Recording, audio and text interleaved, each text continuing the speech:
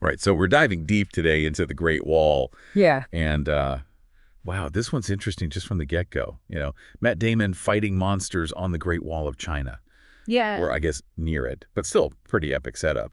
And it got people talking, that's for sure. Yeah. Some loved it, others hated it. So let's unpack this cinematic puzzle, shall we? Sounds good.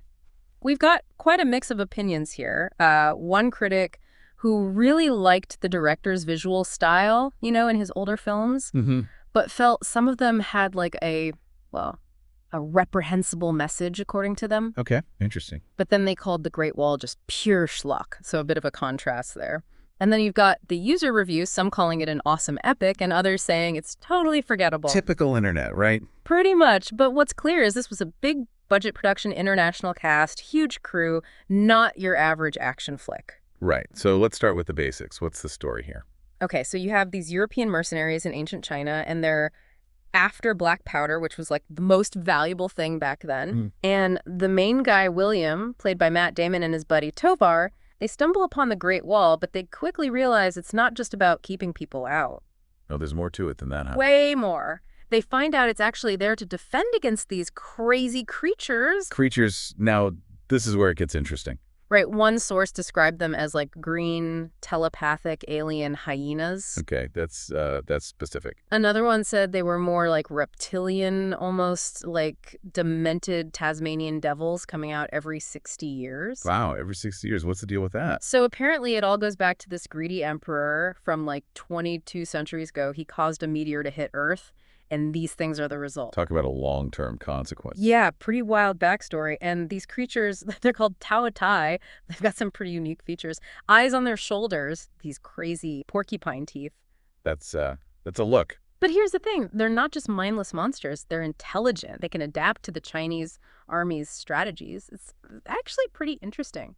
So they're learning as they go that makes them even more terrifying. Exactly. And get this, their weaknesses are magnets and certain sound vibrations controlled by a queen who wears a tiara of all things. Okay, hold on. A tiara for a monster queen. That's a new one. Right. It's like she's the central nervous system for the whole horde. One source even compared it to a Wi-Fi connection. She's got these lizard bodyguards with shields, and if she goes down, the whole thing collapses. So take out the queen, take out the horde, convenient. But hey, it works. Yeah, classic movie logic, right? But let's talk visuals. This is where the movie really shines for some people. Yeah, I read some critics were blown away by the look of it. Totally. One called it the most gorgeous movie this director has ever made. Really? But then they contrasted it with his later films, which they said were less visually stunning, but dealt with more complex themes. Maybe a trade-off there, more spectacle, less depth. Possibly. Now, other descriptions weren't so flattering. Pure schlock, Yimu's Pacific Rim, more focused on the spectacle and monster action. Yeah, you definitely get a sense of what they're going for. And then there are the costumes. Those are something else. The Defenders of the Wall have these brightly colored armors, and each color means something different, like their role in battle. So like a visual shorthand. Exactly. One review even pointed out that the blue ones are the ones who bungee jump off the wall to attack the monsters. Wow, okay, that's commitment. Right, and the action sequences themselves, a lot of people said they were pretty great, a real spectacle.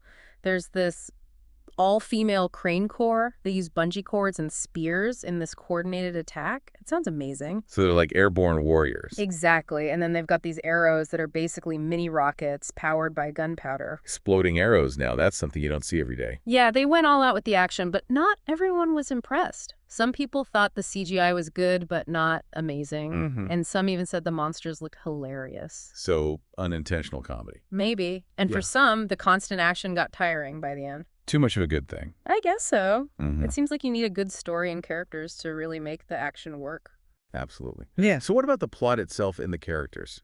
Well, some critics mention that the director's past work sometimes had this reprehensible message, but in The Great Wall, it's more of a classic sacrifice for the greater good theme. Okay, so pretty straightforward. Yeah, but a lot of sources pointed out there were some serious plot holes and things didn't really make sense. Like what?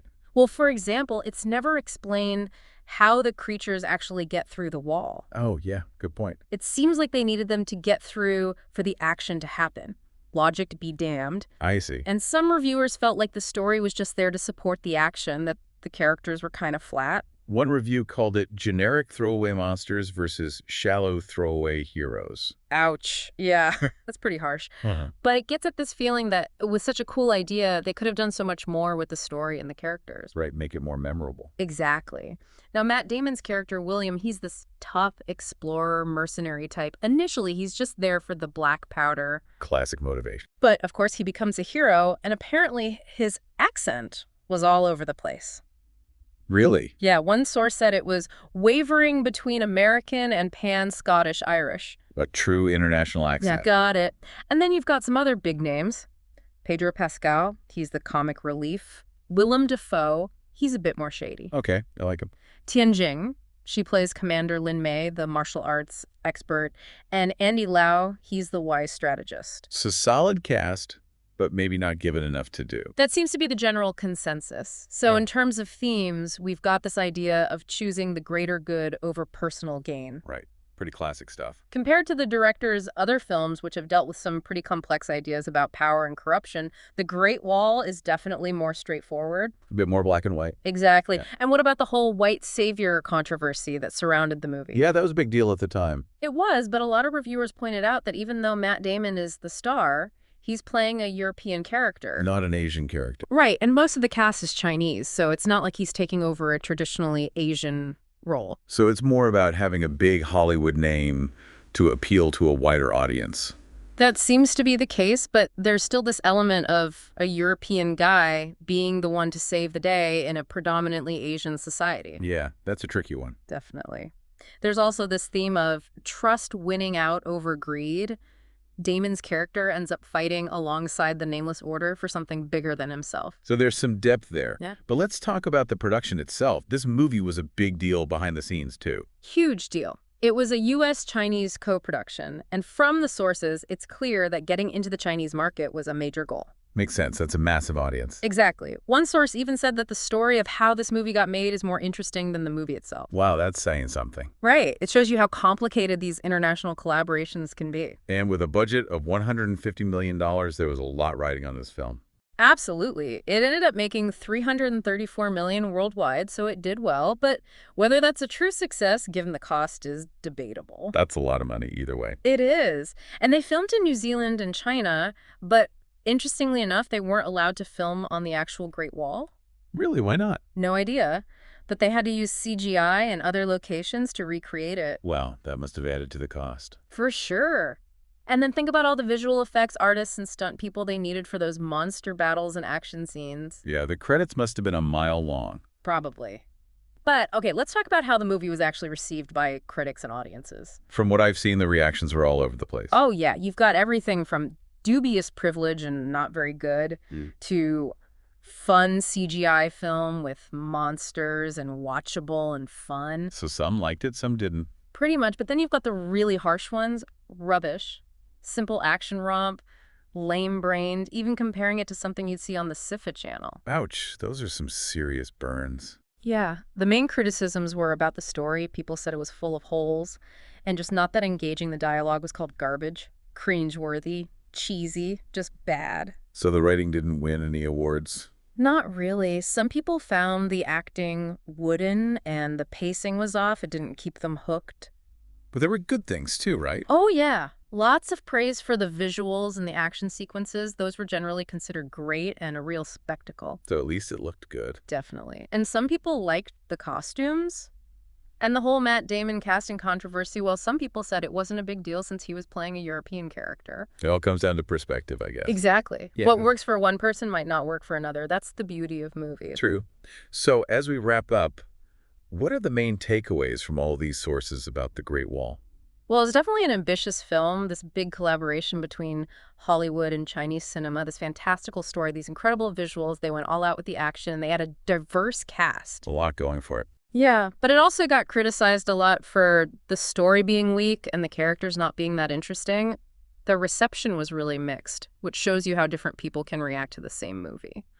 So for you, the listener, we hope this deep dive gave you a good understanding of The Great Wall, the whole context around it, and all the different opinions it sparked. Exactly. We wanted to give you the key information without overwhelming you. You should now have a pretty solid picture of this movie, and maybe you'll see it in a new light if you do decide to watch it. That's the goal. And thinking about this whole blend of Hollywood and Chinese filmmaking and the debates around the story and the casting, it raises an interesting question. What does this tell us about the future of global cinema? Mm-hmm. How do you bridge different storytelling traditions? How do you appeal to a global audience in an increasingly connected world? It's something to think about. Absolutely. It's a fascinating time for movies, and we'll be here to explore it all with you. Looking forward to it. Thanks for joining us for another deep dive. See ya.